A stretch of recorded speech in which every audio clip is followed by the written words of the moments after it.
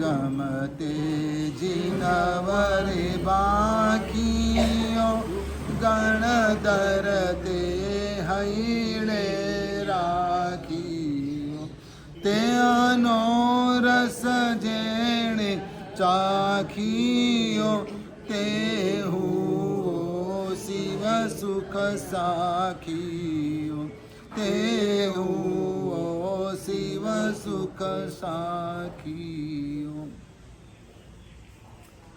આજકાલ કેટલીક કંપનીઓ પોતાની પ્રોડક્ટની સ્પેશિયલ એડિશન બહાર પાડે છે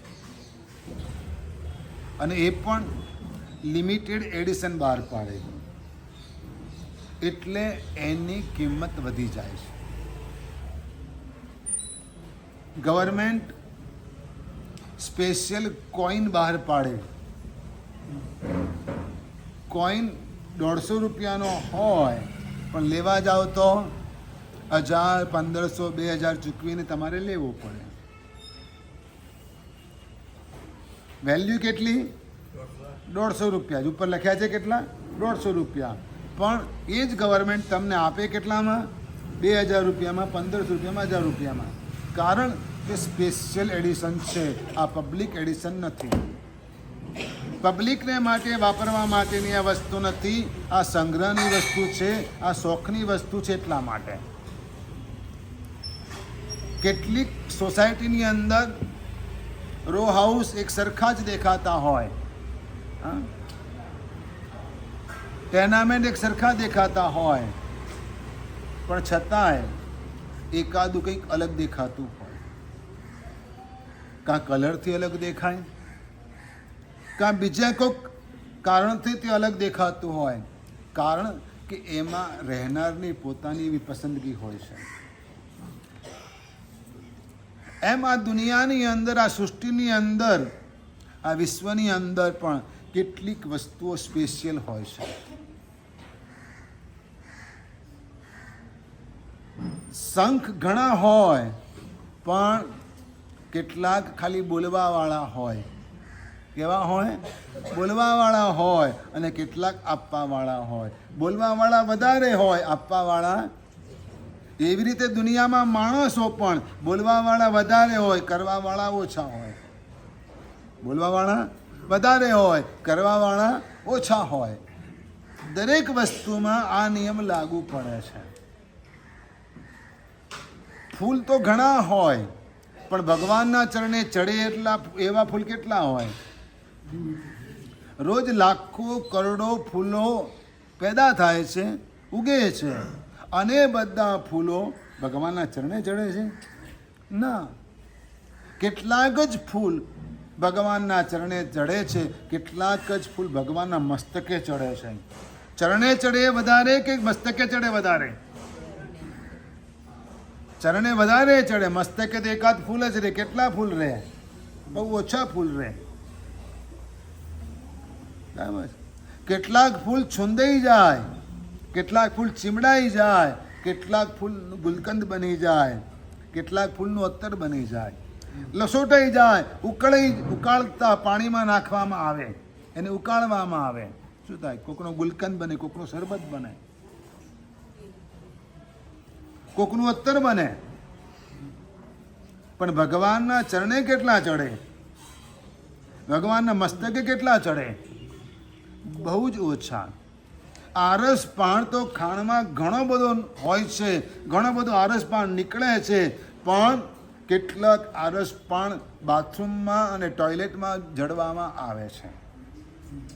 કેટલાક હોટેલમાં અને ઓફિસોના શો માટે લગાડવામાં આવે છે. કેટલાક તમારા ઘરમાં લાગે છે. કેટલાક માર્બલ તકતીઓ તરીકે ઉપર લગાડવામાં આવે છે. કેટલાક માર્બલ પગથિયા તરીકે નીચે લગાડવામાં આવે છે, ફ્લોરિંગમાં. અને કેટલોક માર્બલ થાંભલા તરીકે ઊભો રહી જાય છે. કેટલોક માર્બલ પૂતળી બનીને ઊભો રહી જાય છે. અને કોક જ માર્બલ એવો હોય છે કે જે ભગવાન બનીને પૂજાય છે. જે ભગવાન બનીને પૂજાય છે. આવું દુનિયામાં દરેક જગ્યાએ તમને જોવા મળે. કૂતરા ઘણા હોય છે, કૂતરા ઘણા હોય છે. જંગલમાં પણ રખડતા હોય છે, રોડ ઉપર, શહેરોમાં, ગામડાઓમાં પણ રખડતા હોય છે, ખેતરોમાં પણ હોય છે. પણ બંગલાઓમાં કૂતરા વળી પાછા જુદા જ હોય છે. ગાડીઓમાં ફરવાવાળા કૂતરા જુદા હોય છે. હાથી ઘણા હોય છે જે જંગલમાં ફરતા હોય છે. હાથી ઘણા હોય છે જે જંગલમાં રખડતા હોય છે, ફરતા હોય છે.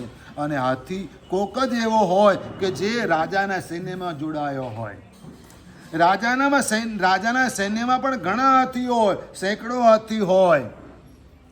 પણ રાજા માટેનો માનીતો હાથી તો એક જ હોય. ઘોડા ઘણા હોય, ઘોડા ઘણા હોય. કેટલાક રેસમાં દોડતા હોય ને કેટલાક બગીમાં ને ઘોડાગાડીમાં ને ટટ્ટુમાં જ દોડતા હોય. હા, શેમાં જોડાતા હોય? સૈન્યમાં પણ હજારો ઘોડા હોય, પણ રાજાનો માનીતો ઘોડો, સેનાપતિનો માનીતો ઘોડો, મંત્રીનો માનીતો ઘોડો અલગ જ હોય. એમ આ દુનિયામાં ધર્મગ્રંથો ઘણા છે, ધર્મગ્રંથો ઘણા છે. અરે આગમ ગ્રંથો 45 છે. અને 45 તો સંખ્યા આપણે મર્યાદિત કરી છે, બાકી તો 84 છે. કેટલા ગ્રંથો છે? આગમ ગ્રંથો 84 છે. અરે એનાથી આગળ વધીને કહું ને તો હજુ આગળ આવશે કે ભગવાનના જેટલા શિષ્યો હોય ને એટલા આગમ ગ્રંથો હોય. તો મહાવીર પરમાત્માના શિષ્યો કેટલા? સાધુ કેટલા? 14,000. તો આગમ ગ્રંથો કેટલા થયા? 14,000. કેમ કે ભગવાને દરેકને પોતાની રીતે પર્સનલ ડાયરેક્શન આપ્યું કે ના આપ્યું હોય? ક્યારેક તો કંઈક સૂચના આપ્યું કે ના આપ્યું હોય? ક્યારેક તો કંઈક એને પાઠ આપ્યો કે ના આપ્યો હોય? એટલે એણે પોતે જે ગ્રંથ રૂપે રચી લીધું ને એ પણ આગમ કહેવાય. આ પયન્નામાં આવશે. શેમાં આવશે? 10 પયન્ના જ્યારે આવશે ને ત્યારે આવશે. આ વાત એમાં આવે છે કે જેટલા સાધુ એટલા પયન્ના. પયન્ના એટલે પણ આગમ ગ્રંથ ગણવામાં આવે છે. તો આગમ ગ્રંથો પણ ઘણા છે, પરંતુ એમાં જેને શાસનનું માનીતું કોઈ આગમ ગ્રંથ હોય, કોઈ સૂત્ર હોય તો તે ભગવતી સૂત્ર છે. તો તે ભગવતી સૂત્ર છે. અને એટલે ભગવતી સૂત્રના મહિમાને જણાવવાને માટે ભગવતી સૂત્રને જય કુંજર હાથી સાથે સરખાવવામાં આવ્યું છે. હાથીને 4 પગ હોય, 2 કાન હોય, 2 આંખો હોય, 2 દંતસૂળ હોય, સૂંઢ હોય, પૂંછડું પણ હોય.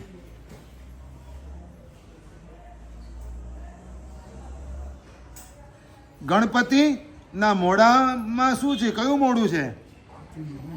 હાથીનું મોઢું છે ને.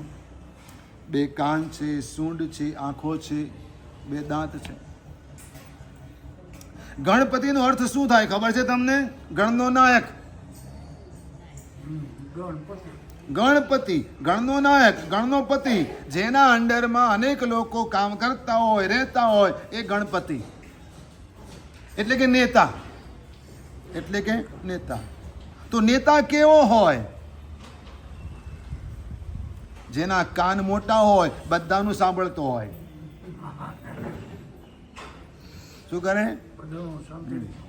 એનું પેટ પણ મોટું હોય, પેટમાંથી કોઈ વાત બહાર ના જાય. છીછરા પેટનું ના હોય. નહીં તો કેટલાકને ખીર પણ પચતી નથી. હા, ખીર પણ ના પચે. એટલે નેતા કેવો હોય તો કે કાન મોટા હોય, સાંભળે બધાનું, આખી દુનિયાનું, આખી જનતાનું, બધા મતદારોનું સાંભળે. પેટ કેવું મોટું હોય એટલે બધાનું સમાવી રાખે, બધાની વાતો પેટમાં રાખે. બધે કે ના કરે, બધે બોલ ના કરે. બફાટ કરે ને તો એની ફિરકી ઉતરી જાય અને એને સત્તા છોડવી પડે, રાજીનામું આપી દેવું પડે. ગમે તેમ બકવાસ ન કરાય, વિવાદો ઊભા ના કરાય. એ વિવાદો ઊભા ના કરે, વિવાદો સમાવે. એની આંખો ઝીણી હોય, એટલે ચૂચી આંખો દ્વારા બધું જ જોતો હોય. ઝીણી આંખો દ્વારા એ બધું જ જોતો. આ નેતાના લક્ષણ છે. ગણપતિ એટલે શું? નેતા. આ નેતાના લક્ષણ છે.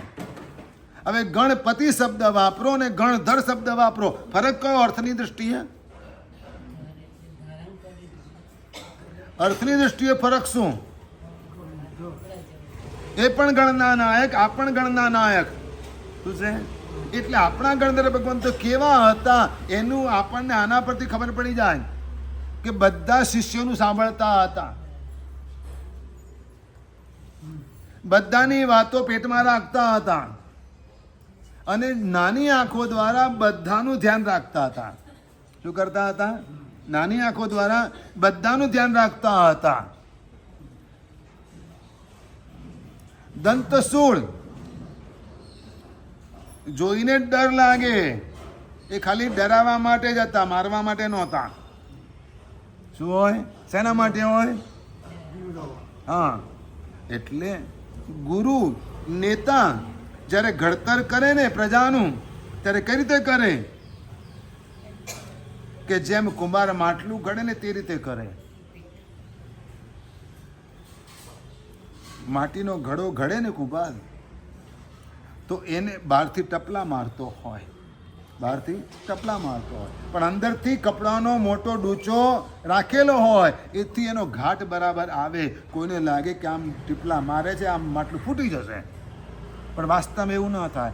એમ નેતા કે ગુરુ પોતાની પ્રજાને કે પોતાના શિષ્યનું ઘડતર કરે ને ત્યારે બહારથી ટપલા મારતો દેખાય, પણ અંદરથી તો એ પોચો ડૂચો રાખીને બેઠો હોય કે જેથી એને વધારે વાગે નહીં, જેથી એને વધારે વાગે નહીં. એમ દંતશૂળ માત્ર બતાવવાના હતા. શેના હતા? ડરાવવા માટે, કે જેથી કોઈ વધારે ગડબડ કરે નહીં અને ચૂપચાપ શાંતિથી બેસી રહે. સૂંઢ નાક લાંબુ. સૂંઢ એટલે નાક લાંબુ. સૂંઢ એટલે નાક જ કહેવાય, નાક લાંબુ. પણ એ લાંબુ નાક શેના માટે? દૂરનું પણ સૂંઘી લે. શું કરે? દૂરનું પણ સૂંઘી લે. લાંબા ભવિષ્યકાળનો પણ વિચાર કરી શકે. સૂંઘી લે કે ભવિષ્યમાં શું બનવાનું છે. જે દિવસે તમને 1.25 લાખ સોનૈયાના ભાત વોરવા મળે ને ગોચરીમાં, એ દિવસે માનજો કે હવે સુકાળ પડવાનો છે. દૂરનું સૂંઘી લે.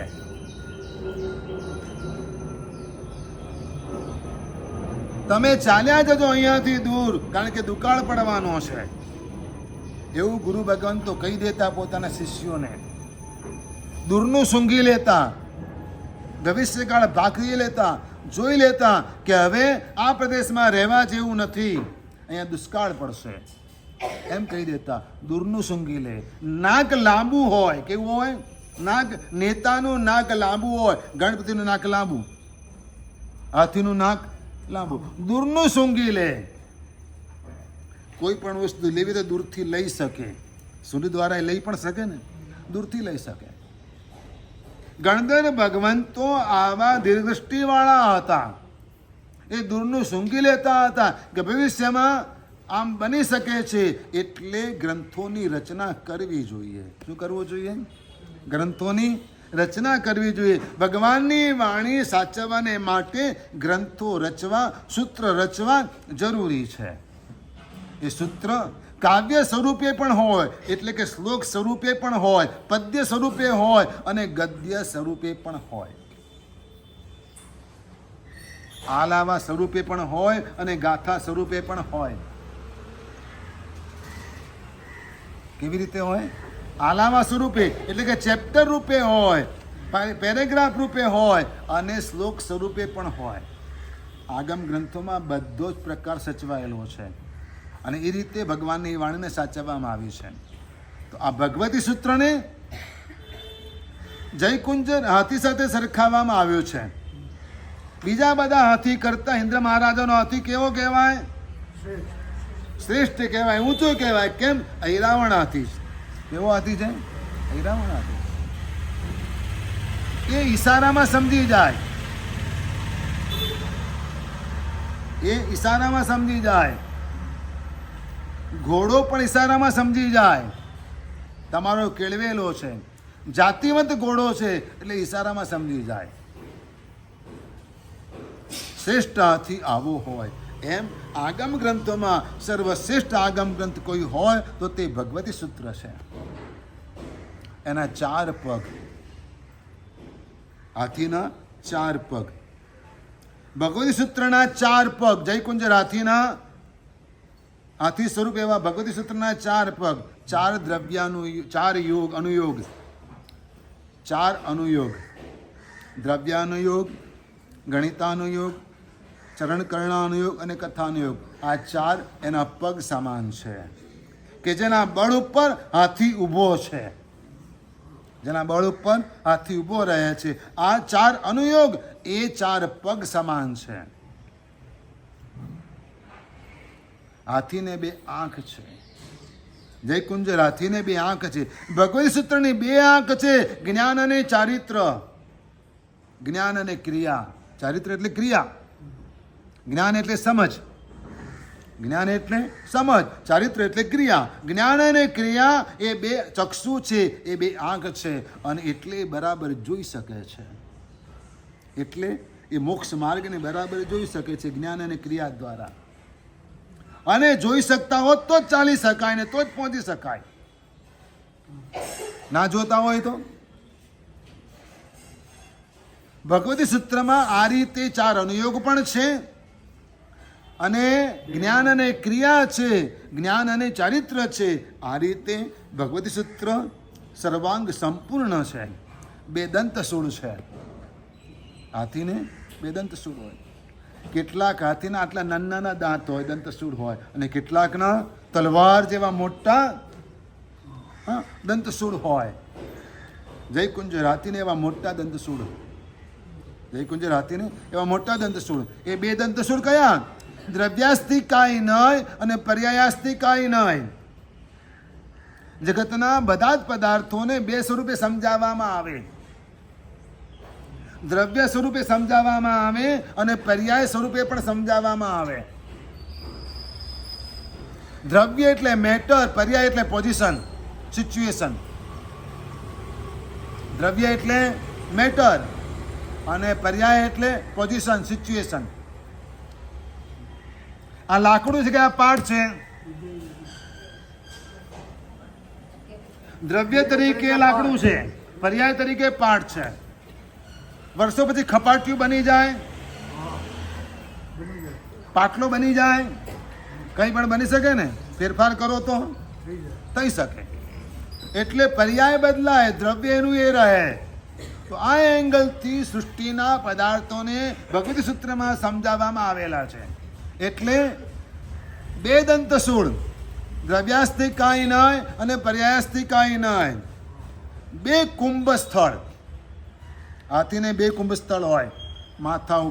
માથું કેવા આમ 2 બાજુ 2 આમ તગારા જેવું નથી હોતું, એ કુંભ સ્થળ. માથા કપાળનો ભાગે ઉપર આ રીતે ઉપસેલો ભાગ હોય હાથીને, એ કુંભ સ્થળ કહેવાય.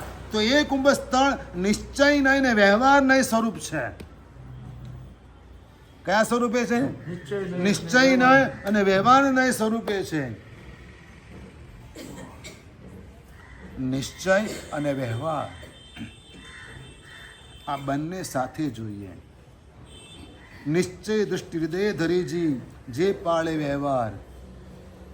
શું કહ્યું છે? નિશ્ચય દૃષ્ટિ હૃદય ધરીજી જે પાળે વ્યવહાર. તો એ માણસ, એ આત્મા પામે ભવ સમુદ્રનો પાર. સંસારથી પાર કોણ ઉતરે? તો નિશ્ચય દૃષ્ટિ નજરમાં રાખે કે જે થવાનું હશે તે થશે. આ નિશ્ચય થયો. શું થયું? પણ ધર્મ ક્રિયા અને પુરુષાર્થ ન છોડે.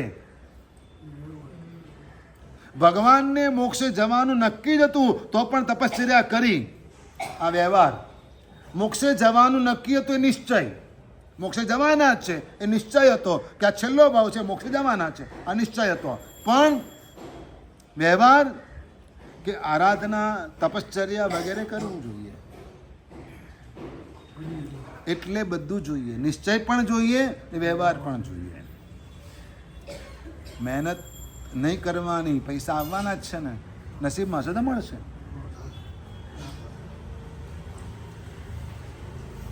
રોટલી નહીં બનાવવાની, કોણ મહેનત કરે? નકામી. હા, નસીબમાં છે તો ખાવાનું મળશે. ઘઉં ઉગાડવાની પણ મહેનત નહીં કરવાની. હા, લણવાની મહેનત નહીં કરવાની, ઘઉં વીણવાની મહેનત નહીં કરવાની, દિવેલ લગાડવાનું નહીં, તડકે નાખવાના નહીં, કશું કરવાનું નહીં. નસીબમાં હશે તો ખાવા મળશે. આ નિશ્ચય છે. શું છે? પણ વ્યવહાર કહે છે કે ના, તમારે ઘઉં પીસાવવા પડે, લોટ બનાવવો પડે, લોટ બાંધવો પડે, થોડીક વાર પલાળીને મૂકી રાખવો પડે, અંદર મોણ નાખવું પડે, લોયા પાડવા પડે પાછા લોટની અંદર. એટલે મને બધી ખબર છે.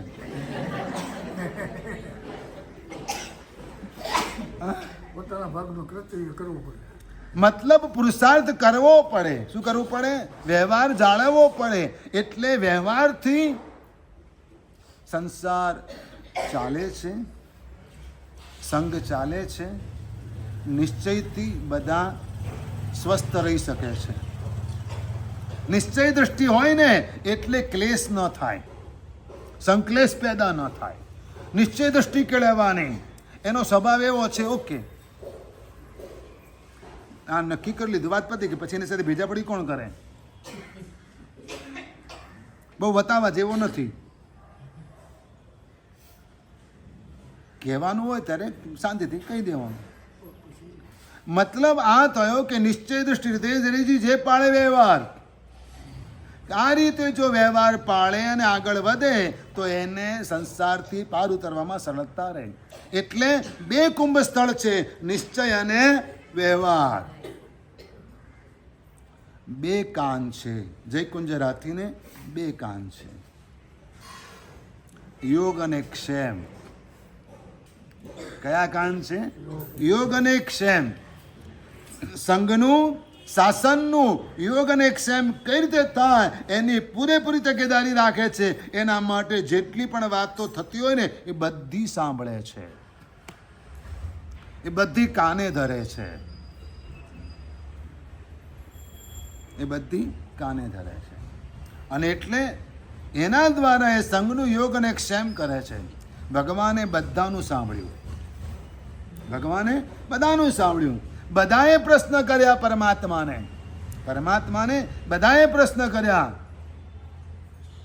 કોક ગૃહસ્થે પણ કર્યા, કોક સંન્યાસીએ પણ કર્યા, કોક નાના સાધુએ પણ કર્યા, અને કોક શ્રાવિકાએ પણ પ્રશ્ન કર્યા. વિચાર તો કરો. ભગવાને બધાનું સાંભળ્યું હતું. બેસી જા, તને કઈ ખબર ના પડે. ભગવાન આવું ક્યારે પણ કોઈને ના કહે. બધાનું સાંભળે. મેઘકુમારનું સાંભળ્યું. Return with thanks. શું કહેવા ગયા હતા? એમ જ કહેવા ગયા હતા ને કે બીજું કઈ હતું? કે આપણું તો કઈ હવે સાહેબ પાછું. ભગવાને એનું સાંભળ્યું, ભગવાને એમનું પણ સાંભળ્યું. કોનું બાકી રાખ્યું? કોઈની પણ વાત બાકી નથી રાખી. બધાની વાત ભગવાને સાંભળી. અને એટલે જ આ આત્માઓ પોતાનું કલ્યાણ સાધી ગયા. જો ભગવાને સાંભળ્યું ન હોત તો શું થતું? એટલે કાન ભગવતી સૂત્રના કેવા? યોગ અને ક્ષેમ સ્વરૂપ કાન. જયકુંજ રાથીના બે કાન મોટા, બધું સાંભળે. એમ ભગવતી સૂત્ર એમ કહે છે કે ભગવાન બધાનું સાંભળે. તમને કહેતા આવડવું જોઈએ. વિન તળિય વધાર. શું કહેવાનું ભગવાનને? વિન તળિય વધાર. બસ મારી વાત સાંભળો. શું કરો? મારી વાત સાંભળો, બસ બીજું કાંઈ નહીં. એકવાર ભગવાન તમારું સાંભળી લે ને, એક જ વાર સાંભળે. એરોડ્રોમ પર ગયા હો અને ત્યાં આગળ અચાનક કોઈક નેતા, કોઈક અભિનેતા, કોઈક ક્રિકેટર, કોઈક હિરોઈન મળી જાય અને કદાચ તમને એવો ભ્રમ થાય કે એને મને જોઈને સ્માઇલ આપ્યું, તમે કેવા ગાંડા થઈ જાઓ. અથવા તો તમને સેલ્ફી લેવા દે, તમે કેટલા ગાંડા થઈ જાઓ. હવે એમાં એને કોઈ બીજી લેવા દેવા ખરી? પણ છતાંય તમે તો ઓહો આપણી જિંદગી બની ગઈ. શું કે જાણે જન્મારો સુધરી ગયો. વિચાર તો કરો. બસ આખી જિંદગીમાં એક જ વાર સાંભળી લે ને, જન્મારો સુધરી જાય. પણ એના માટે તમારે રોજ કહેવું પડે. જ્યાં સુધી એપ્લિકેશન સ્વીકારાય નહીં ને ત્યાં સુધી તમારે રોજ એપ્લાય કરતા જ રહેવાનું, રોજ એપ્લાય કરતા જ રહેવાનું. થાકવાનું નહીં. તો કોઈક વાર સાંભળશો કારણ કે લાઈન બહુ લાગેલી છે. શું છે? લાઈન બહુ લાગેલી છે. વિઝાની, પાસપોર્ટની લાઈનો ઘણી લાગેલી છે. એટલે એડમિશન માટે કેટલાય ધક્કા ખાવા પડે. કેટલા ધક્કા ખાવા પડે? તો ખાવા પડે, બીજો કોઈ રસ્તો નથી. ઊભા રહેવું પડે લાઈનમાં. ઊભા નોટો બદલાવા કેવા ઊભા રહ્યા હતા? હા, રાત દિવસ જોયા વગર ને. આમ એપ્લાય કરવું પડે અને તો એ અવશ્ય સાંભળે. ભગવાન બધાનું સાંભળે. બધાના પ્રશ્નોના જવાબ ભગવાને આપ્યા, બધાના ઉત્તરો આપ્યા. અને ભગવાનના ઉત્તરો સાંભળવાના પ્રતાપે જ આસન ભવિક આત્માઓ, આસન સિદ્ધિક આત્માઓ, ભવ્ય જીવો મોક્ષ માર્ગ આરાધીને નિર્વાણ પામતા.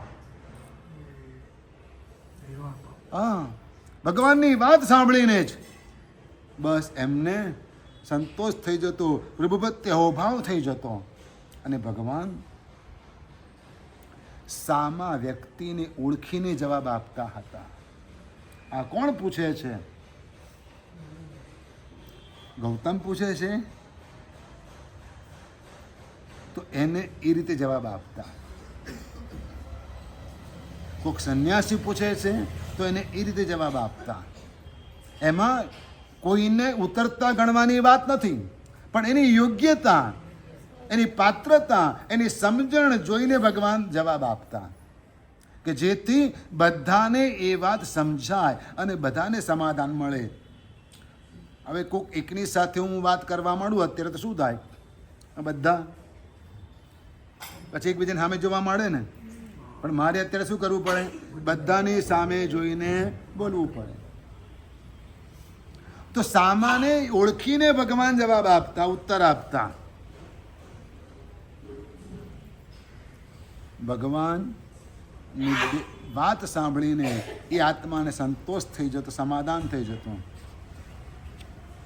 ઇન્દ્રપુત્રી ગૌતમ સ્વામી પણ સંતુષ્ટ થતા ભગવાનના જવાબ સાંભળીને. 2 કાન યોગ અને ક્ષેમ, સૂંઢ મોટી.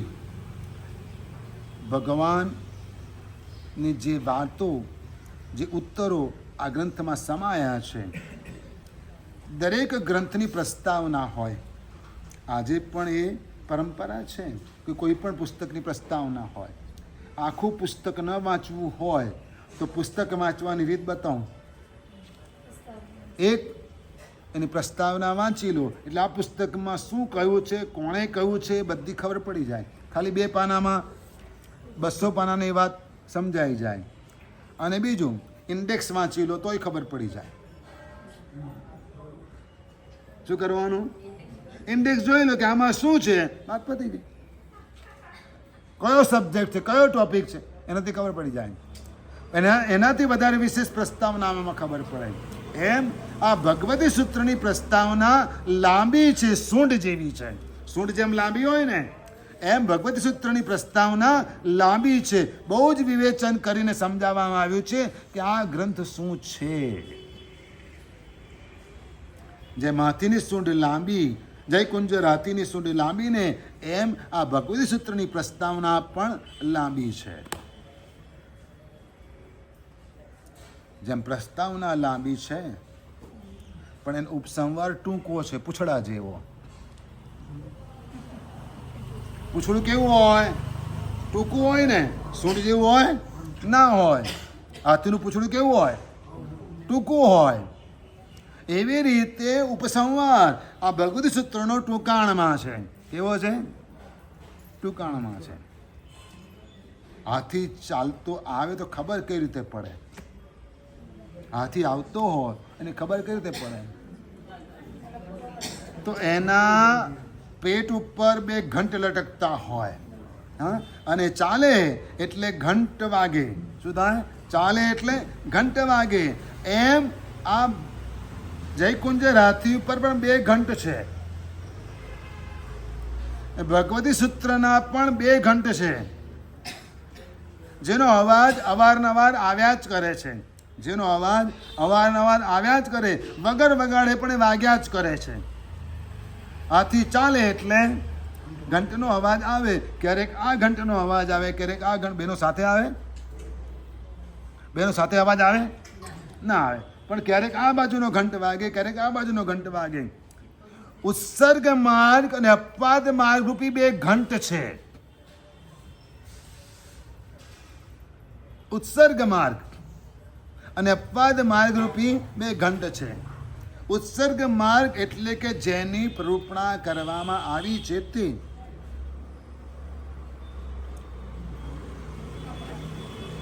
અપવાદ માર્ગ એટલે કે ક્યારેક રેર સંજોગોમાં નિયમ ચાતરીને કંઈક કરવું પડે તે.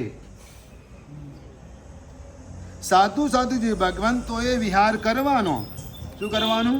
વિહાર કરવાનો. એ પણ કાચી સડક, પાકી સડક, આવા રસ્તા હોય, ગાળા ચીલો હોય, ત્યાં આગળ વિહાર કરવાનો. પણ અપવાદ માર્ગ કે જો 12 ગાઉ કે વધારે કે અમુક ગાઉ સુધી ફરીને જવું પડતું હોય અને રસ્તો ન હોય તો નદી ઉતરીને પણ જવાય. આ અપવાદ માર્ગ. હવે નદી પણ ઉતરાય તેવી ન હોય, પાણી ઊંડા હોય તો નાવમાં બેસીને પણ જવાય. આ અપવાદ માર્ગ. ખ્યાલ આવ્યો? આને અપવાદ માર્ગ કહેવાય. તો એટલે ઉત્સર્ગ માર્ગ ને અપવાદ માર્ગ રૂપી 2 ઘંટ છે. એનો અવાજ અવારનવાર આપણને સંભળાયા જ કરે છે. ઉત્સર્ગ માર્ગ એ આપણે આચરવાનો છે. અપવાદ માર્ગનો ગુરુ ભગવંતની અનુમતિથી એનો ઉપયોગ કરવાનો છે. સંજોગ એવા સર્જાયા તો એવા પ્રસંગે ગુરુ ભગવંત આજ્ઞા કરે એ અપવાદ માર્ગ કે હવે આમ કરી લે. શું કરી લે? હવે આમ કરી લે. બીજો કોઈ રસ્તો નથી. હવે દાખલા તરીકે આજે 14 છે. અમે ગોચરી માટે ગયા. અમે ગોચરી માટે ગયા, બરાબર. અને ધ્યાન બેધ્યાન થઈ ગયું, ઉપયોગ ન રહ્યો. તમે વરાવી દીધું ને અમે વોરી લીધું. કંઈક લીલા શાકભાજી, ઉપયોગ ન રહ્યો, ધ્યાન ન રહ્યું, કંઈક વાત કરવા રહ્યા, ગમે તે કામથી બની ગયું. તમે વોરી દીધું, તમે વોરી લીધું. હવે ગોચરી આવી ગઈ. સાધુ ભગવંત કે સાધુજી ભગવંત વાપરવાવાળા 5, 7, 10 છે. શું કરવાનું? તો ગુરુ ભગવાન આજ્ઞા કરે કે તું વાપરી જા, તો ગમે તે એક સાધુ વાપરી લે. આ અપવાદ માર્ગ થયો. શું થયું? અપવાદ. એક વખત અમે ગોચરીને માટે ગયા. હવે બાજુના કોઈક જિનાલયમાં સ્વામી વાત્સલ્ય હતું, ધજા હતી, સ્વામી વાત્સલ્ય હતું, એટલે બધા જમવાને માટે ત્યાં ગયા હતા. પણ હવે અમને એ બધામાં રસ ઓછો પડે, માલ પાણી લેવા જવામાં. હા, એ બધું વોરવા જવામાં રસ ઓછો પડે, એટલે અમે ઘરે વોરવા માટે ગયા. હવે ઘરની અંદર એક માજી એટલા જ હતા. એક માજી એકલા જ હતા. અને સાધુ ભગત વોરવાના માટે ગયા અને માજીએ ઘરમાં જે તૈયાર હતું એ વોરાવ્યું. શાક તૈયાર કરીને વહુ મૂકીને ગઈ હતી છોકરાઓને માટે ગમે તે, તો એ શાક જોયું, માજીએ વોરાવી દીધું. સાધુ ભગત વોરીને પાછા આવી ગયા.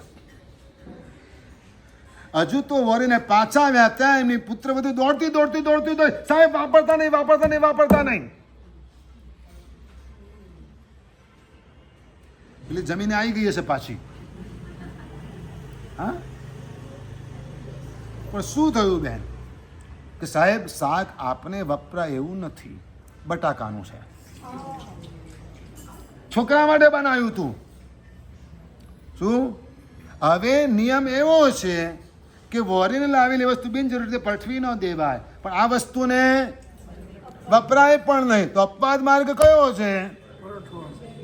પટવવું પડે. તો ઉત્સર્ગ માર્ગ અને અપવાદ માર્ગ. શું? ઉત્સર્ગ માર્ગ અને અપવાદ માર્ગ એ બે ઘંટ સતત તમને જાગૃત રાખે છે, સભાન રાખે છે કે તમારે તમારા નિયમોને ચૂકવાના નથી, સાવધાનીપૂર્વક તેનું પાલન કરવાનું છે. પણ આ હાથી, એના ઉપર અંકુશ પણ જોઈએ. શું જોઈએ? એના ઉપર અંકુશ પણ જોઈએ. અને આ હાથી ઉપર સ્યાદબાદ રૂપી અંકુશ છે. સ્યાદબાદ રૂપી અંકુશ છે. તું પણ સાચો હોઈ શકે છે. તું પણ સાચો હોઈ શકે છે. સામો માણસ પણ સાચો હોઈ શકે છે. આ સ્યાદવાદ છે. ઝઘડો ત્યાં જ છે જ્યાં તમે સામાને ખોટો કહો. ક્યાં ઝઘડો છે? પણ સામો પણ સાચો હોઈ શકે છે. એ એંગલથી એની જગ્યાએ રહીને તમે વિચારો તો આ સ્યાદવાદ. એટલે સ્યાદવાદ રૂપી અંકુશ આ હાથી પર છે. એટલે ભગવતી સૂત્રમાં સ્યાદવાદની વાતો છે. કહેવાનો મતલબ આ છે. અનેકાંત દર્શન, સ્યાદવાદ અનેકાંત બે શબ્દ છે, અલગ અલગ રીતે વપરાય છે. અનેક દૃષ્ટિ છે, અનેક એંગલથી વાતો આ ભગવતી સૂત્રમાં કરવામાં આવી છે. અને આથી જ્યારે આવો વિશિષ્ટ હોય ને, તો એ હાથીને વિશિષ્ટ કામ કરવાના આપવામાં આવેલા હોય. આશ્રમનો હાથી હોય ને, એ લાકડા જ લઈને આવે. આશ્રમનો હાથી શું લઈ આવે? એને કયું કામ હોય? અને પોતાના માટે પાલો લઈ આવે. શું લઈ આવે? એટલે લીલા ઘાસ વગેરે બધું લઈને આવ્યા. જંગલ આશ્રમના હાથીનું કામ આ. મહાવતના હાથીનું કામ શું? ખાલી શો કરવાનું, માગીને આપવાનું. મહાવતના હાથીનું કામ શું? કોઈક આપે, સૂંઢમાં પૈસો મૂકે, હાથી લઈ લે. કે હાથી શું કરે? તરત મહાવતને આપી દે, ઉપર સીધો ચડાવી દે, કાં તો પેલા બાજુમાં ચાલતો હતો એને પકડાવી દે. મહાવતના હાથીનું કામ આટલું. સંન્યાસીના આશ્રમના હાથીનું કામ હા કેટલું? બરાબર છે. મંદિરના હાથીનું કામ વરઘોડામાં ફરવાનું, બસ આટલું જ કરવાનું. અને સૈન્યના હાથીનું કામ શું? અરે શસ્ત્રો લઈને જાય. શું કરે? શસ્ત્રો પણ પહોંચાડવાનું કામ હાથી કરે. તો આ હાથી છે ને, વિવિધ હેતુરૂપ શસ્ત્રોનો સમૂહ રાખે છે. શું રાખે છે? વિવિધ હેતુરૂપ શસ્ત્રોનો સમૂહ રાખે છે. હેતુ એટલે કારણ. હેતુ એટલે કારણ. કોઈ પણ કાર્ય 5 કારણથી થાય. વિવિધ હેતુરૂપ શસ્ત્રોનો સમૂહ રાખવા વાળો હાથી છે. એટલે કે આ ભગવતી સૂત્રમાં વિવિધ હેતુથી જવાબો અપાયા છે, વિવિધ હેતુથી સવાલો પૂછાયા છે, અનેક એંગલથી જવાબો અપાયા છે. વિવિધ હેતુરૂપ શસ્ત્ર છે એટલે એનાથી ક્યારેક અન્ય ધર્મની બોલતી બંધ થઈ જાય. સવાલ પૂછ્યો ઇન્દ્રપુતિ ગૌતમે, ગૌતમ સ્વામીજીએ પ્રશ્ન પૂછ્યો, પણ એવો સવાલ પૂછ્યો કે જેથી પેલો સંન્યાસી સાંભળવા આવેલો હતો ને, એ સાંભળીને ચૂપ થઈ ગયો, બોલ્યો જ નહીં કંઈ. તો આ શસ્ત્ર થયું કે ના થયું? વિવિધ હેતુરૂપ શસ્ત્ર, એનાથી આ હાથી લદાયેલો છે. અનેક હેતુઓ આની અંદર સમાયેલા છે. આવું આ ભગવતી સૂત્ર છે. અને ભગવાને મહાવીર પરમાત્માએ આ હાથીને આજ્ઞા કરી છે. રાજા કઈ આજ્ઞા કરે? હાથીને સૈન્યમાં કે જા શત્રુઓને ખતમ કર. ભગવાન મહાવીરે આ હાથીને આજ્ઞા કરી છે મિથ્યાત્વ, અજ્ઞાન અને અવૃત્તિરૂપ શત્રુઓનો તું નાશ કર. મિથ્યાત્વ, અજ્ઞાન અને અવૃત્તિરૂપ શત્રુઓ જે છે ને એનો તું નાશ કર, એવી ભગવાને એને આજ્ઞા કરી છે. આ જય કુંજરાથી છે. આ ભગવતી સૂત્ર છે. શું છે? આ જય કુંજરાથી છે. આ ભગવતી સૂત્ર છે. અને એમાં બધી જ વાતો આવી અનેક એંગલથી સમાયેલી છે. એકવાર ગૌતમ સ્વામીજી સમોસરણમાં ઊભા થયા, પ્રભુને પ્રદક્ષિણા કરી અને પ્રભુને પ્રશ્ન કર્યો, ભંતે, હે પ્રભુ, સંયમની આરાધના કરવાવાળો આત્મા કાળધર્મ પામીને ક્યાં જાય? આ સવાલ કરવામાં આવ્યો. સવાલ એક જ હોય, ભગવાન અનેક રીતે જુદો જુદો જવાબ આપે, વિસ્તારથી જવાબ આપે. આપણે પહેલાં સાંભળ્યું કે સવાલ પૂછવામાં આવ્યો હોય ટૂંકમાં, પણ ભગવાન એનો જવાબ વિસ્તારથી આપે, જેથી એ જવાબમાંથી નવો પ્રશ્ન પેદા ન થાય, એવો જવાબ આપે ભગવાન. એટલે ભગવાને કહ્યું, સંયમી આત્મા એટલે કે સાધુ જીવન જેને સ્વીકાર્યું છે તેવો આત્મા ઉત્કૃષ્ટ ભાવથી સજાગતાપૂર્વક, ઉત્કૃષ્ટ ભાવથી સજાગતાપૂર્વક સંયમ જીવનનું પાલન કરે ને, તો એક દિવસનું પણ પર્યાય હોય ને તો પણ એ દેવલોકના દેવોના સુખને પણ ઓળંગી જાય. મોક્ષે જવાની વાત તો છે જ, પણ બધાને મોક્ષે ક્યાં જવું છે? તમારે જવું છે મોક્ષે?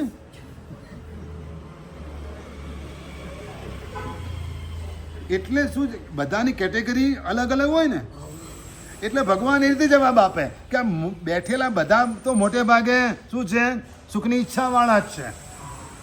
કેવા છે? સુખની ઈચ્છાવાળા છે. તો કેવું સુખ મળે સંયમ લેવાથી?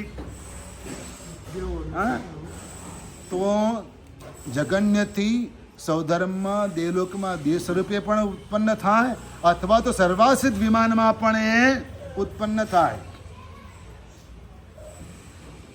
આવું સુખ સંયમી આત્મા અનુભવે. પણ પરમાત્માએ આગળ ખુલાસો કર્યો કે જે આત્મા મને પરિસો વગેરે સહન કરે, મને બ્રહ્મચર્યનું પાલન કરે, તો એ મરીને વાણવેંતર દેવ તરીકે ઉત્પન્ન થાય છે. ક્યાં? વાણવેંતર દેવ એટલે કે કઈ યોની થઈ? વેંતરોની યોની થઈ. એ રીતે ત્યાં આગળ ઉત્પન્ન થાય છે. એટલે સહન કરવાનું જ છે. તાવ આવ્યો જ છે, કરિયાતું પીવાનું જ છે, તો ચમચીથી નહીં પીવાનું, ગટગટાઈ જવાનું, આખી વાટકી મારી જ દેવાની મોડે, સ્વીકારી જ લેવાનું. ઉપસર્ગો પરિસવો પહેલા પણ થતા હતા, આજે પણ પરિસવો આવે છે. આજે પણ પરિસવો સહન કરવાના આવે છે. અને મહાત્માઓ એને સ્વેચ્છાપૂર્વક સહન કરે પણ છે. અને કોક જીવ એવો પણ અનિચ્છાએ પણ સહન કરવું પડે તો કરે. હોય, બધાના માઇન્ડસેટ એક સરખા ન હોય. સાધુ જીવન સ્વીકાર્યા પછી બધા એક સરખી રીતે ઘડાયા પણ ન હોય. બની શકે એવું. વરસાવી તો બધું જ હોય. ગુરુ ભગવંતે બધાને ભણાવ્યા હોય, પણ એક્સેપ્ટ તમે શું કરીને પર આધાર છે. દ્રોણાચાર્ય તો કૌરવોને પણ ભણાયા અને પાંડવોને પણ ભણાયા, પણ પેલા કૌરવ કહેવાય અને આ પાંડવ કહેવાય, ફરક કેટલો પડ્યો? એને ડિસિપ્લિન તો એ રીતે જે સ્વેચ્છાએ સહન કરે છે, સ્વીકારી લે છે, એ ઘણા કર્મો ખપાવે છે. શું કરે છે? અને એટલે આવા વૈમાનિક દેવોના સુખને પણ ઓળંગી જાય છે, એનાથી પણ વધારે સંતુષ્ટ થઈને જીવી શકે છે અને કાળ ધર્મ પામીને ત્યાં જાય છે. પણ જે પરાણે ભોગવે છે એની આ ગતિ થાય છે. આવું ભગવાને કહ્યું. પ્રભુ, પ્રશ્ન છે કે જે ગુરુ ભગવંત આચાર્ય કે ઉપાધ્યાય પોતાના શિષ્યોને ઉત્સાહપૂર્વક ભણાવતા હોય, વાચના આપતા હોય, ગાથા આપવામાં કે સ્વાધ્યાય કરાવવામાં કંટાળો ન લાવતા હોય, એમની કઈ ગતિ થાય?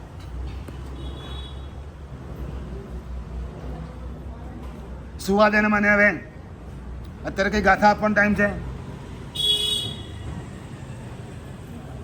એવા પણ હતા, એના પણ દ્રષ્ટાંતો આવે છે, એવા પણ દ્રષ્ટાંતો આવે છે. એટલે શિષ્યો બધા એમને છોડીને જતા રહ્યા,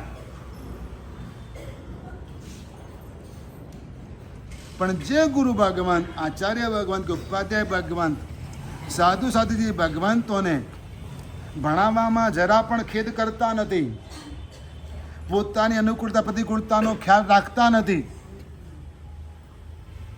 શરીર અસ્વસ્થ છે કે નથી, સ્વસ્થ છે, કંઈ પણ જોતા નથી અને એમાં જરા પણ ખેદ કરતા નથી, એવા આચાર્ય ભગવંતો, એવા ઉપાધ્યાય ભગવંતો, એવા ગુરુ ભગવંતો ત્રીજે ભવે પણ એક પહેલે બીજે કે ત્રીજે ભવે મોક્ષે જાય છે. કારણ ભણવા કરતાં ભણાવવાથી કર્મક્ષય વધારે થાય છે.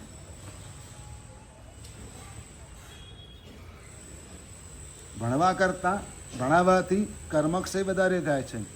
ભણવામાં તો ખાલી પોતે ભણવાનું છે, ચોપડીમાં જોઈને ગોખવાનું છે, વાંચી લેવાનું, સમજવાનું છે, જે સમજાવ્યું તે. પણ જ્યારે ભણાવવો હોય ને ત્યારે 4 ચોપડીની 10 ચોપડી જોવી પડે છે. કોઈ પુસ્તક વાંચવું હોય, કોઈ ગ્રંથ વાંચવો હોય તો વાંચી શકાય છે, એ તો તમે એકલા બેસીને પણ પાના ફેરવી શકો છો. પણ જ્યારે વ્યાખ્યાન આપવું હોય ને ત્યારે બધા એંગલથી વિચારીને ઘણું ભેગું કરે. વાત કરવી પડે છે કે જેથી બધાને સાંભળવામાં રસ પડે, જેથી બધાને સાંભળવામાં રસ પડે. સાંભળવાવાળાને કલ્યાણ થાય કે ન થાય? એનું કલ્યાણ ક્યારે થાય સાંભળવાવાળાનું? કે જ્યારે સ્વીકારે અને અમલમાં મૂકે ત્યારે. પણ વ્યાખ્યાન આપવાવાળાને, ભણાવવાવાળાને તો બરાબર એકાગ્રતાપૂર્વક ભણાવવું પડે, એકાગ્રતાપૂર્વક બોલવું પડે, જેથી એનો તો સતત કર્મક્ષય થાય ને થાય. અને એટલે શું કહે છે કે એમાં ખેદ ન ધરાવતા હોય એવા આચાર્ય ભગવંતો, એવા ઉપાધ્યાય ભગવંતો. ઉપાધ્યાય ભગવંતો સૂત્રથી ભણાવે, આચાર્ય ભગવંતો અર્થથી ભણાવે. ઉપાધ્યાય ભગવંતો સૂત્રથી ભણાવે, એટલે કે ગાથા આપે, પાઠ આપે કે આ પાઠ છે, ઉચ્ચાર આમ કરો, આ રીતે બોલું, પ્રોનાઉન્સિસ બરાબર ક્લિયર કરાવે, ઉચ્ચાર એકદમ ચોખ્ખા કરાવે, અને તો જ એનો અર્થ ઉઘડે. બોલવાથી જ અર્થ ખુલી જાય. બોલવાનું એ રીતે હોય કે જેનાથી એ સૂત્રનો અર્થ, એ સ્તવનનો અર્થ ઉઘડી જાય. જે રાગની અંદર,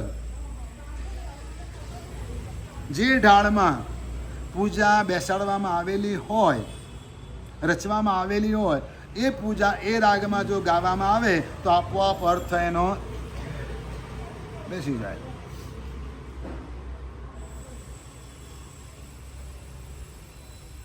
અધિત શાંતિ કે સંતિ ગરમ, એના છંદમાં ગાવામાં આવે ને તો એની અસર એકદમ જુદી જ થાય. પણ તમે નવી ટ્યુન લગાડી દો ફિલ્મી, હા, તો એની ઇફેક્ટ એવી ન થાય. એની ઇફેક્ટ એવી ન થાય. એટલે પરમાત્મા કહે કે જે ભણાવવામાં ખેદ નથી કરતો એ સાધુ, એ ગુરુ ભગવાન, એ આચાર્ય, એ ઉપાધ્યાય પહેલે બીજે કે ત્રીજે ભાવે મોક્ષે જાય છે, મુક્તિને વરે છે. પ્રભુને પ્રશ્ન કરવામાં આવ્યો કે પ્રભુ, આ જે 22 પરિસહો છે જે ભોગવવા પડે, જે સહન કરે સાધુ ભગવંતો, સાધુજી ભગવંતો પરિસાજે પણ સહન કરે. ક્યાંક વિહાર કરીને ગયા હોય ને ખ્યાલ ન હોય, હા, સાંજે વિહાર કરીને ગયા હોય ખ્યાલ ન હોય, તો અચાનક જેવી સંધ્યા ઢળે ને અઢળક મચ્છર આવીને ઘેરી વળે, સાતા પૂછવા આવે. અઢળક મચ્છર આવી જાય, ના આવે એવું નહીં. અરે દિવસે પણ આવે માખીઓ સાતા પૂછવા. દિવસે ઉનાળામાં સંતારો કર્યો હોય, હા, તો શું થાય, માખીઓ તે વખતે પણ સાતા પૂછવા આવે. આ પરિસર કહેવાય. શું કહેવાય? આ પરિસર કહેવાય. અચાનક ઉકળાટ વધી જાય તો એ પણ પરિસર છે. આ ગુજરાત છે, પણ રાજસ્થાન, ઉત્તર પ્રદેશ, બિહાર, મધ્યપ્રદેશ, આ વિસ્તારોની અંદર સવારે 5-5:30 વિહાર કરી ન શકાય, ના થઈ શકે. અમને ચોખ્ખું સામેથી પૂછે કે સાહેબ રસ્તામાં નવકારસી લઈ આવીએ અમે ગુજરાતના ટેવાયેલા હોઈએ ને, ના ના ના, અમે તો પહોંચી જઈશું નવકારસી પહેલા, તો પસ્તાવાનો વારો આવે. કારણ કે 6-6:30 પહેલા વિહાર કરી જ ન શકાય, એવી ઠંડી પડતી હોય. એવી ઠંડી પડે કે પગ થીજી જાય અને એવો વિચાર આવી જાય કદાચ કે ક્યાંક આગ ચાલતી હોય તેમાં પગ મૂકી દઉં, એવી ઠંડી પડે. એટલે પેલા શ્રાવકોને ખબર હોય એટલે પૂછે, સાહેબ રસ્તામાં પછી આપને નવકારસી લઈ જાઉં, વરાવા આવીએ, આ ગામે 5 કિલોમીટર પછી અમે આવીશું, આપ 6:30 વિહાર કરો, 7:30-8 નવકારસી આવે, અમે આવી જઈશું, પછી આપ વિહાર કરજો આગળ. સમજ્યા તમે? જેવી ઠંડી પડે એવી ગરમી પણ પડે, જેવી ઠંડી પડે ને એવી ગરમી પણ પડે. એક રાત્રે અમે વિચાર કર્યો કે હવે ઠંડક છે તો સંથારો કરાશે. વિહાર કરીને ગયા હતા એક ગામમાં, ઈસ્ટ વેસ્ટ ફેસિંગ હતું, બે બાજુ એક દરવાજો હતો અને આમ ઊભા પટ્ટે મકાન હતું. એકમાત્ર વેન્ટિલેશન ઉપર હતું અને ઉપર પતરા હતા, ઉપર પતરા હતા. દિવસ તો અહીંથી ત્યાં, ત્યાંથી અહીં, આ ઝાડ નીચે, પેલા ઝાડ નીચે એમ બેસીને પસાર કર્યો. રાત્રે ક્યાં જવાય? એટલે ઓટલો હતો એના પર સંથારો કર્યો. 1 વાગ્યા સુધી ઊંઘ ના આવી. કેમ કે નીચેથી પણ ધગે અને ઉપરથી પણ ધગે. આ પરિસર રસ્તો કાઢ્યો કે આ કપડો છે ને આને ઉપર પહેરીને કપડો કહેવાય. ખબર પડે તમને? તમે શું કહો? સાહેબ તમારું કપડું પડ્યું, પણ તમને વસ્તુને પ્રોપર નામની ખબર ના હોય. આ લાંબો પોળો હોય એટલે વિચાર કર, ચાલ આને પાણી છે થોડુંક પલાળી દઉં અને પલાળીને ઉડીને તો મારું એસી ચાલુ થઈ જાય. પણ તકલીફ એ મશીન બગડી ગયું, એસી બગડી ગયું, 3 મિનિટમાં સુકાઈ ગયું. કેટલી મિનિટમાં? 3 જ મિનિટમાં સુકાઈ ગયું. હવે આખો દોડ કસરત કરવાની. અરે 3 વાગે ઊભા થઈ ગયા, પતિક્રમણ કર્યું ને બાંધા પોટલા પડીને ગાલતો હતા. શું થાય? ભાગ્યશાળી આવું પણ બને. વ્યવસ્થા હોય. એક ગામમાં વિહાર કરીને ગયા શ્રાવકો કે સાહેબ ત્યાં આગળ કોઈ સગવડતા નથી, અમે બધા વરાવા માટે આવીશું. શું કરશું? 11 વાગ્યા 5 સ્કૂટર આવ્યા. 11 વાગ્યા 5 સ્કૂટર આવ્યા. બધા પોતપોતાનું ટિફિન ઘરેથી કંપનીમાં આવેલું એ લઈને વરાવા આવ્યા હતા. શું લઈને આવ્યા હતા? ઘરેથી કંપનીમાં પોતાને માટે ટિફિન આવેલું હતું ને, કંપનીના માલિકો હતા, એમાં જોબ નહોતા કરતા, પણ પોતાના માટે આવેલું ટિફિન લઈને વરાવા આવ્યા હતા 5 સ્કૂટર.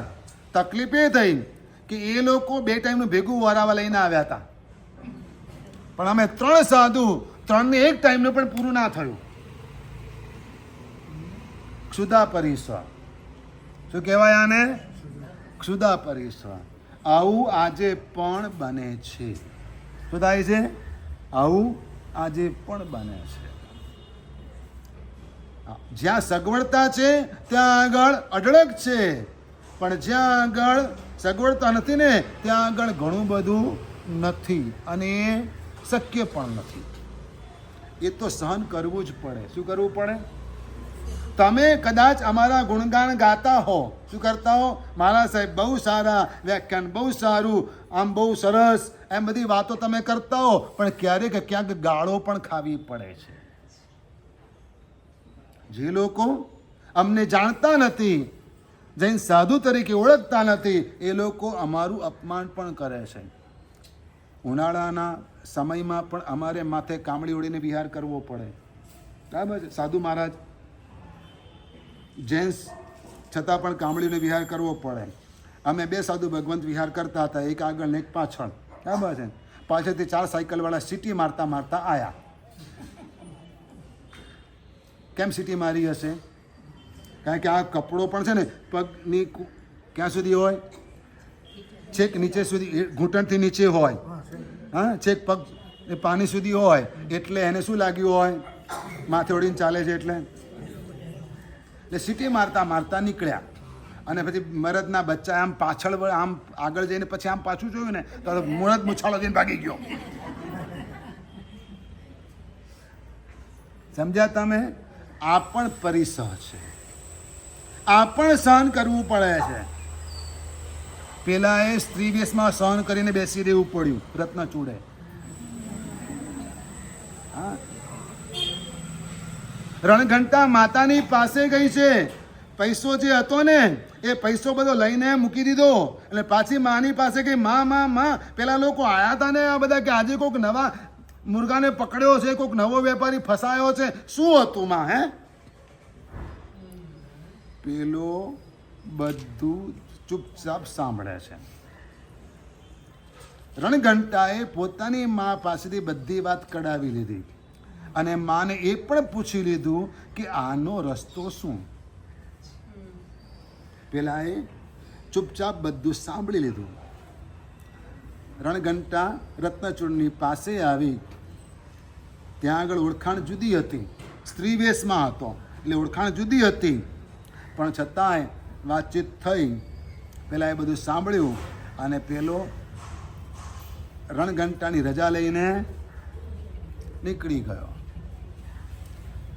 આરામથી નિરાતે સૂઈ ગયો, કારણ કે બધા રસ્તા મળી ગયા હતા. સમય થયો, સવાર પડી, અને વિચાર કર્યો કે હવે આ નગરમાં બહુ રહેવામાં મજા નથી, એટલે આપણે સંકેલો કરો. એક પછી એક બધાને બોલાવ્યા, પણ એના પહેલાં પોતાના ઘરમાં બંદોબસ્ત પૂરતો કરી રાખેલો, ગાર્ડ રોકી લીધેલા. રણઘંટાને કહીને વ્યવસ્થા કરી કે બરાબર 2-4 બોડીગાર્ડ ઘરની બહાર ગોઠવી દે, એટલે આ બદમાશો છટકે નહીં. એટલે પેલા કરિયાણાવાળા આવ્યા. વહેલા કોણ આવ્યા? કરિયાણાવાળા આવ્યા. અને કરિયાણાવાળા ને રત્નચૂડે કહ્યું કે જુઓ ભાઈઓ, હવે મેં વેપાર સંકેલવાનું નક્કી કર્યું છે, હવે હું જવાનો છું. મેં તમને કરિયાણું આપ્યું છે, હવે તમે મારા વાહન ભરી આપો. શેઠ શું કહો છો? તમે કહો તો ઘાસ ભરી આપીએ, તમે કહો તો પાંદડા ભરી આપીએ, હા, તમે કહો તો ડાખડા ભરી આપીએ. બોલો બોલો, તમને શું જોઈએ? તમે કહો એ ભરી આપીએ. કરવા લાગ્યા. પેલું કે ના, શરત એ હતી કે હું જે માગું, હું જે કહું તે તમારે એટલા વજનનું ભરી આપવાનું છે. તો કે તમે કહો. રત્નચૂડ શું કહે છે તે તો કાલે કહીશ.